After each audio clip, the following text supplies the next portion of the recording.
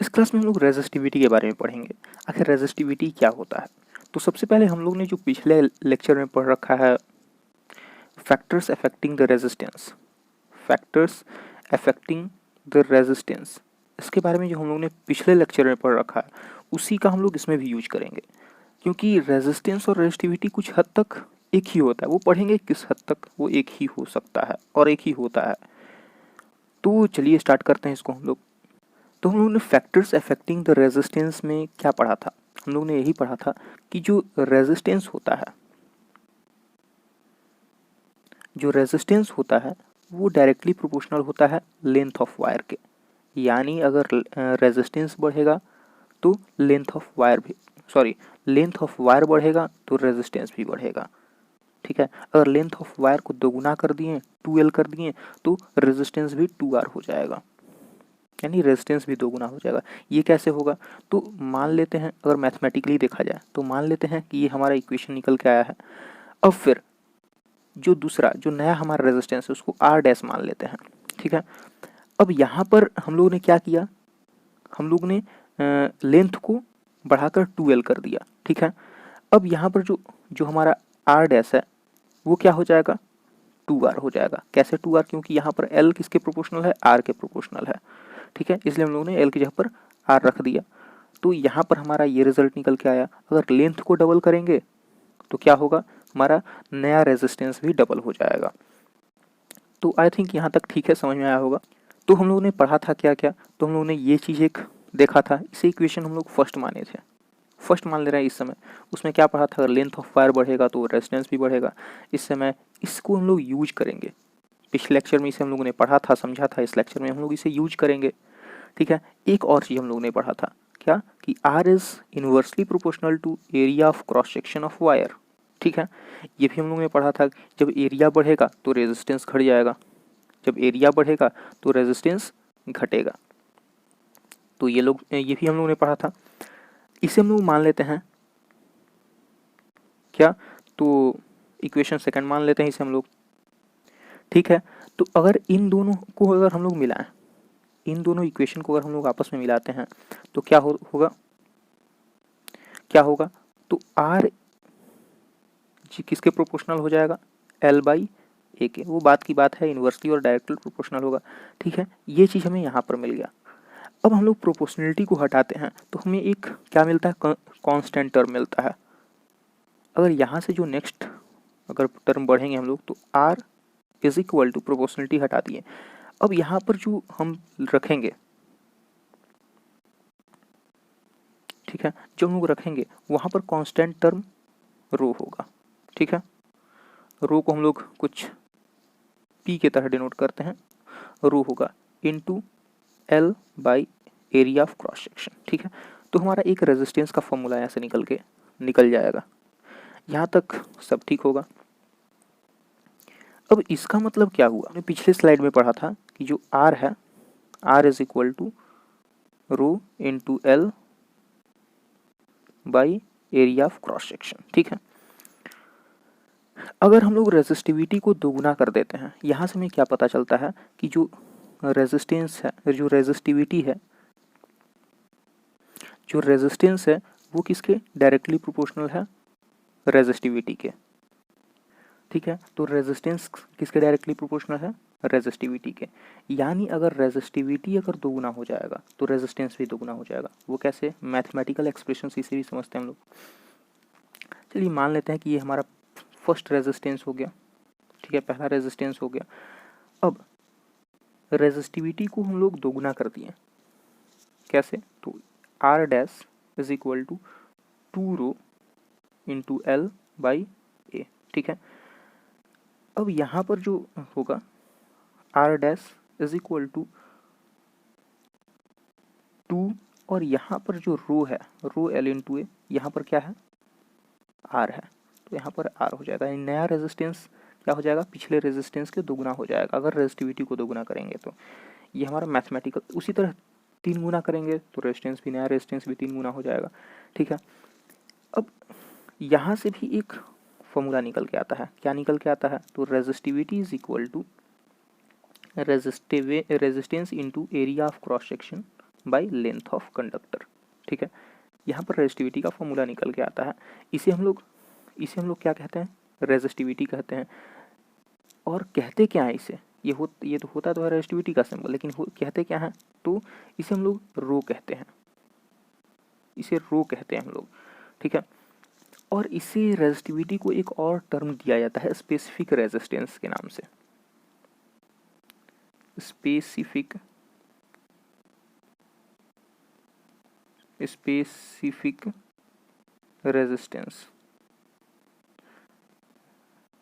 Resistance. ठीक है, इसको दिया जाता है एक टर्म।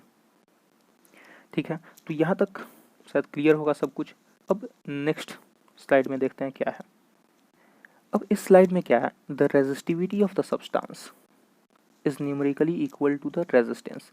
ये आखिर क्या होता है, पहले भी बोला था हमने बोला था जब इस लेक्चर को शुरू कर रहा था तब, कि रेजिस्टिविटी कुछ हद तक क्या होता है, रेजिस्टेंस मतलब रेजिस्टिविटी कुछ हद तक सिमिलर ही होता है। तो यहाँ पर किस तरह से सिमिलर होता है, वो न्यूमेरिकली इक्वल होता है।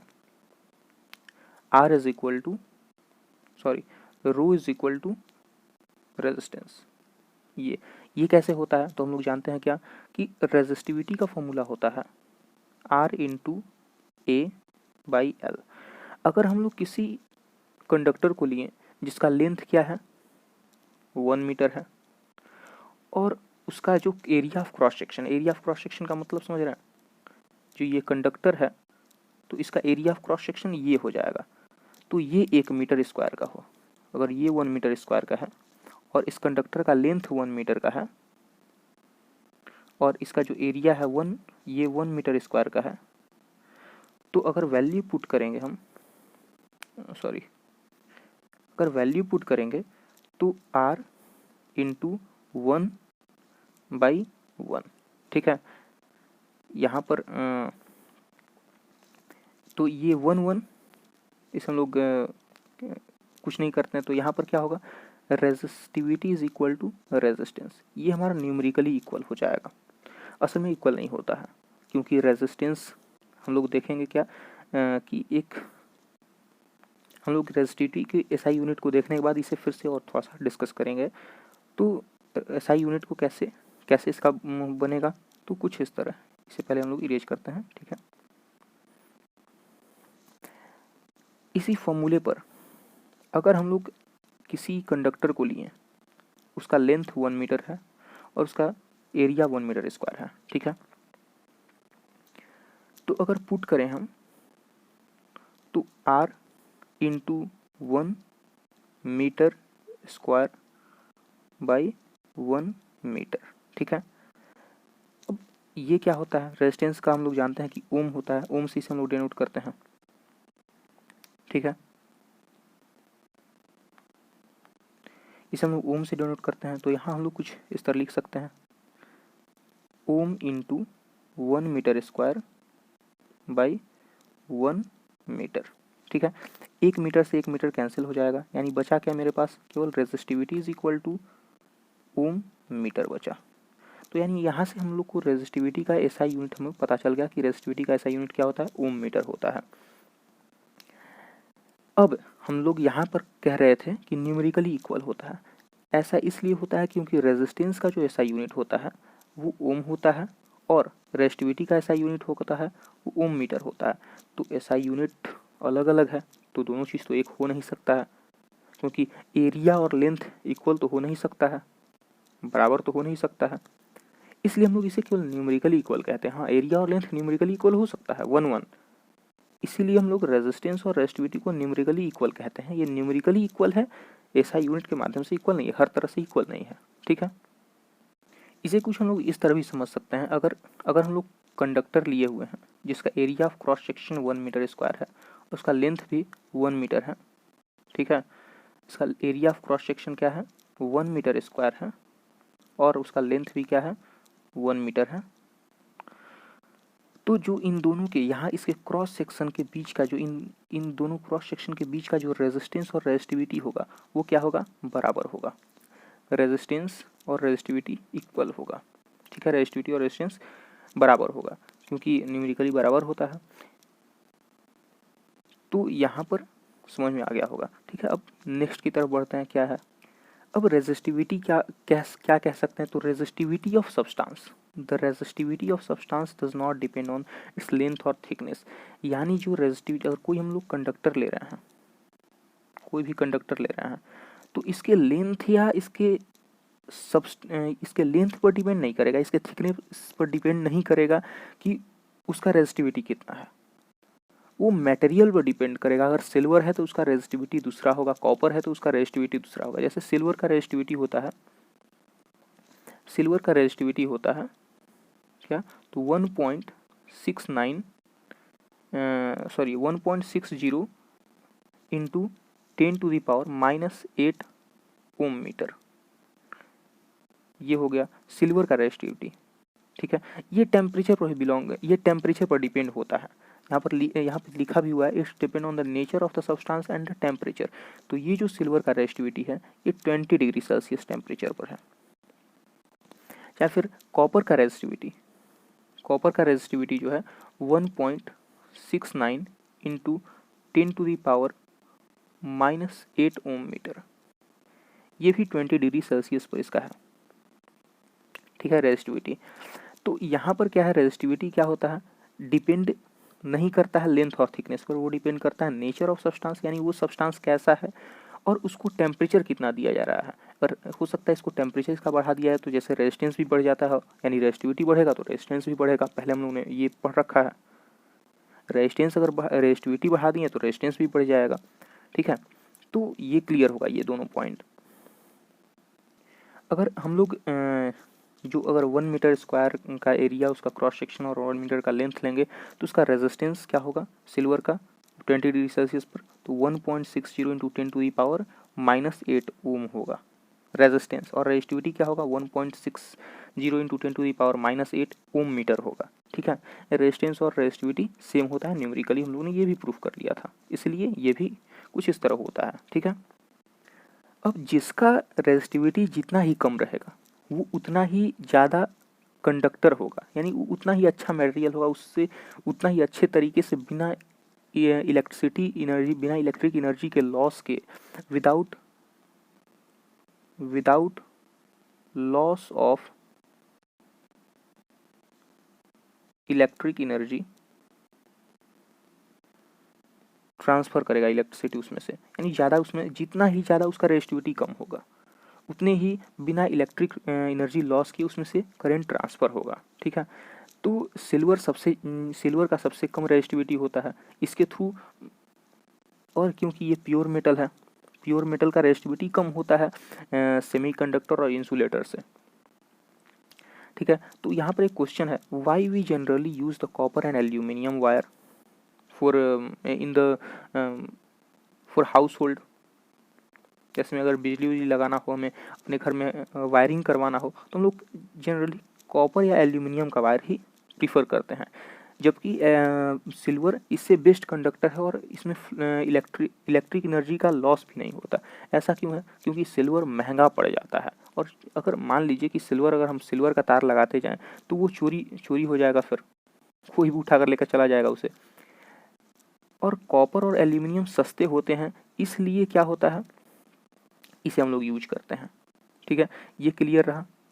पहला तो ये सस्ता होता है दोनों, और दूसरा इसका रेजिस्टिविटी भी कम होता है इंसुलेटर या सेमीकंडक्टर से, इसलिए इसे मतलब इसमें भी ज़्यादा लॉस नहीं होता है इलेक्ट्रिकल एनर्जी के मुकाबले किसके, मैग्नीज के, मरकरी के, क्रोमियम के, आयरन में। आयरन क्या है, आयरन में ज़्यादा लॉस होगा एनर्जी का, इलेक्ट्रिक एनर्जी का। टंगस्टन में क्या होगा, ज़्यादा इलेक्ट्रिक एनर्जी का लॉस होगा। जैसे में टंगस्टन हो गया, तो इसका कितना होता है रेजिस्टिविटी, इसका रेजिस्टिविटी होता है 5.20 इंटू 10⁻⁻8 ओम मीटर। और एक सिल्वर का हम लोगों ने सिल्वर का देखा था, सिल्वर का क्या था 1.60 इंटू 10⁻⁻8 ओम मीटर। ठीक है, कॉपर का देखा था, ये सिल्वर हो जाएगा। कॉपर का क्या देखा था हम लोगों ने, कॉपर का देखा था 1.69 इंटू 10⁻⁻8 ओम मीटर। ठीक है, यानी इसमें टंगस्टन का ज़्यादा रेजिस्टिविटी, यानी इलेक्ट्रिक एनर्जी ज़्यादा ये कंज्यूम करेगा लेकिन कॉपर क्या है, इसके मुकाबले बहुत कम कर रहा है इलेक्ट्रिक एनर्जी यूज़ करे, बहुत कम इलेक्ट्रिक एनर्जी करेगा यूज, और अच्छा कंडक्टर भी है। और इसमें टंगस्टन में रेजिस्टेंस ज़्यादा होगा क्योंकि इसका रेजिस्टिविटी ज़्यादा है। ये क्लियर रहा। वो जो रेजिस्टिविटी होता है या रेजिस्टेंस होता है वो प्योर मेटल का कम होता है एलोई से। एलोई से जैसे में मैग्नीन हो गया,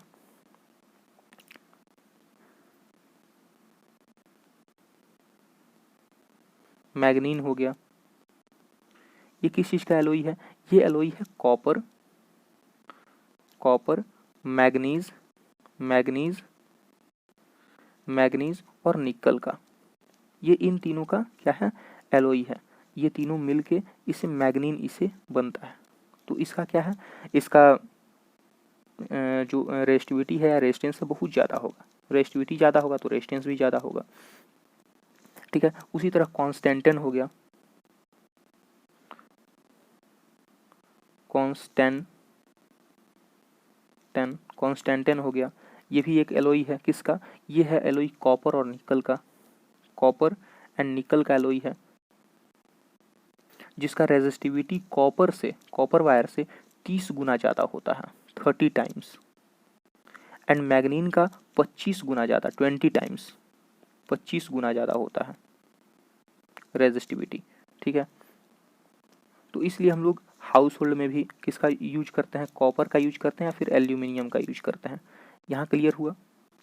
लेकिन अब क्या होता है कि वाई इलेक्ट्रिक, अब यहाँ पर एक क्वेश्चन हुआ कि why electric heating element, sorry why heating elements और coil of electrical heating appearance, so यहाँ पर अपीयरेंस नहीं होगा, एप्लियंस होगा, एप्लियंसेस होगा,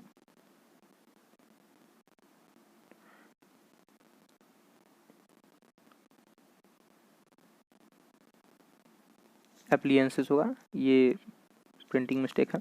ठीक है, तो why heating element of the electrical heating appliances such as the iron, electrical iron and toaster are made up of the alloy। हाँ, ऐसा होता है कि जो आयरन होता है, टोस्टर होता है, वो किस चीज़ का बना होता है, एलोई का बना होता है। क्योंकि एलोई का, अब ऐसा क्यों होता है, क्योंकि एलोई का जो रेजिस्टेंस होता है वो ज़्यादा होता है। पहले तो उसका रेजिस्टिविटी ज़्यादा होता है, रेजिस्टिविटी ज़्यादा होता है, रेजिस्टेंस ज़्यादा होगा, तो रेजिस्टेंस उसका ज़्यादा होता है, तो रेजिस्टेंस ज़्यादा होगा तो क्या करेगा, करंट पास करने में उसको दिक्कत होगा। जब पास करने में दिक्कत होगा तो उसमें क्या होगा, वो जो एलिमेंट है वो क्या हो जाएगा, बहुत ज़्यादा हीट हो जाएगा। इसलिए वो हमें हीट प्रोड्यूस करता है, जो हम आयरन करने में, कपड़ों को आयरन करने में काम में लाते हैं। उस हीट को टोस्टिंग करने में, ब्रेड को टोस्टिंग करने में हम लोग काम में लाते हैं। तो ये हमारा हीटिंग एलिमेंट हो गया, हीटर हो गया, ठीक है, ब्लोअर हो गया, हेयर ब्लोअर हो गया, ब्लोअर हो गया, ये सब क्या है, एलोई के बने होते हैं। अब ऐसा क्यों होता है कि ये एलोई के ही बने होते, तो पहला तो कारण हमने बता दिया कि रेजिस्टिविटी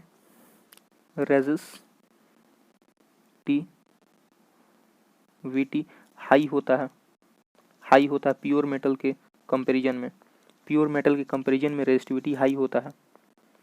और दूसरा क्या होता है सबसे इम्पोर्टेंट, कि ये ऑक्सीडेशन के अंतर्गत नहीं जाता है, यानी इसमें ऑक्सीडेशन नहीं होता है, इसमें ऑक्सीडेशन नहीं होता है। सबसे बड़ी बात, इसमें ऑक्सीडेशन होता ही नहीं है। ऑक्सीडेशन मतलब, अब ऑक्सीडेशन मतलब अगर किसी भी वायर को, प्योर मेटल है और उसमें ज़्यादा हीट हो जाएगा तो ऑक्सीजन के साथ रिएक्ट करके वो क्या कर जाएगा, या तो टूट जाएगा या तो वो जल जाएगा। प्योर मेटल रहेगा, जैसे टंगस्टन का होता है केस बल्ब में, वो जल जाता है, ऑक्सीडेशन उसमें हो जाता है, ठीक है, वो फ्यूज हो जाता है। और अगर प्योर मेटल रहेगा तो क्या होगा, ऑक्सीडेशन होने के बाद वो तुरंत जल जाएगा। लेकिन ऐसा इसमें इसलिए नहीं होता क्योंकि इसका रेजिस्टिविटी ज़्यादा होता है। हाँ, इसमें ऑक्सीडेशन नहीं होता है तो इसलिए ये सेफ होता है, यानी अगर इसे हम लोग बार बार यूज कर सकते हैं। ठीक है, ये जल्दी जलता नहीं है, ये बर्न नहीं कर जाएगा, रेड हॉट होता है लेकिन ब्रेक नहीं करेगा बर्न होके। ठीक है, यानी इसमें ऑक्सीडेशन नहीं होता है। ठीक है, कह सकते हैं कि नाइक्रोम वायर, नाइक्रोम भी क्या है, एक एलोई है। Nichrome does not undergo the oxidation, in the oxidation easily in the high temperature, क्योंकि हाई टेम्परेचर होता है तो ऑक्सीडेशन में चला जाता है, ऑक्सीडेशन ऑक्सीजन से रिएक्ट करके, ठीक है, ये क्लियर होगा। अब भाई रेजिस्टिविटी, सेमीकंडक्टर का रेजिस्टिविटी का क्या स्टोरी है, आखिर इसका स्टोरी क्या है? कुछ तो गड़बड़ है, हाँ इसमें सच में कुछ तो गड़बड़ है। आखिर क्या गड़बड़ है? इससे पहले एक चीज़ और ध्यान देने वाली बात है, हमने बताया था कि रेजिस्टिविटी टेम्परेचर पर भी वैरी करता है। हाँ होता है, टेम्परेचर पर वैरी करता है, जैसे में कुछ मेटल्स हो गए, प्योर मेटल्स हो गए, अगर उनमें ज़्यादा उनका अगर टेम्परेचर बढ़ता जाएगा तो उनका रेजिस्टिविटी भी बढ़ता जाएगा। लेकिन कुछ ऐसे भी होते हैं इंसुलेटर, जैसे में इबोनाइट हो गया, जैसे में इबोनाइट हो गया, ग्लास हो गया, डायमंड हो गया, इसको हीटिंग करने के बावजूद भी इनका रेजिस्टिविटी नहीं बढ़ता है, इनका रेजिस्टिविटी नहीं बढ़ता है। इसको टेम्परेचर बढ़ाएंगे फिर भी इसका रेजिस्टिविटी नहीं बढ़ेगा। वही सेमीकंडक्टर के केस में क्या होता है, सेमीकंडक्टर का पहले एग्जांपल क्या हो जाएगा, तो सेमीकंडक्टर का एग्जांपल हो जाएगा सिलिकॉन, सिलिकॉन हो जाएगा, जर्मेनियम हो जाएगा, जर्मेनियम हो जाएगा। इस केस में क्या होता है कि अगर हम लोग इसका हीट बढ़ाएंगे, इसमें हीट बढ़ाएंगे, इसका हीट बढ़ाएंगे यानी इसमें इसको टेम्परेचर बढ़ाएंगे, इसको हीट ज़्यादा देंगे, तो ये क्या कर जाएगा, इसका रेजिस्टिविटी कम हो जाएगा। हाँ इसमें उल्टा होता है, इसका रेजिस्टिविटी कम हो जाएगा यानी रेजिस्टेंस कम हो जाएगा। अगर टेम्परेचर को बढ़ाएंगे तो इसका रेजिस्टिविटी जो है, रेजिस्टिविटी है या फिर रेजिस्टेंस है या फिर रेजिस्टिविटी है, वो क्या हो जाएगा, कम हो जाएगा। अगर हम लोग इसी के टेम्परेचर को घटाते हैं तो इसका जो रेजिस्टेंस है या फिर रेजिस्टिविटी है वो बढ़ जाएगा। हाँ इसमें उल्टा होता है, और इसको इसलिए इसको थोड़ा सा इम्पोर्टेंस दिया गया क्योंकि ये अपने टेम्परेचर के बदौलत, टेम्परेचर के कारण अपनी प्रॉपर्टी को चेंज करता है। अपने टेम्परेचर, इसके अंदर टेम्परेचर के कारण, कुछ इम्प्योरिटीज़ के कारण ये अपने प्रॉपर्टी को चेंज करता रहता है, ठीक है। और इसमें इसको बहुत सारी जगहों पर यूज किया जाता है। सिलिकॉन और जर्मेनियम का कहाँ यूज किया जाता है, सोलर पैनल्स बनाने में यूज किए जाते हैं, ठीक है। यहाँ तक आई थिंक बहुत कुछ क्लियर होगा रेजिस्टिविटी के बारे में।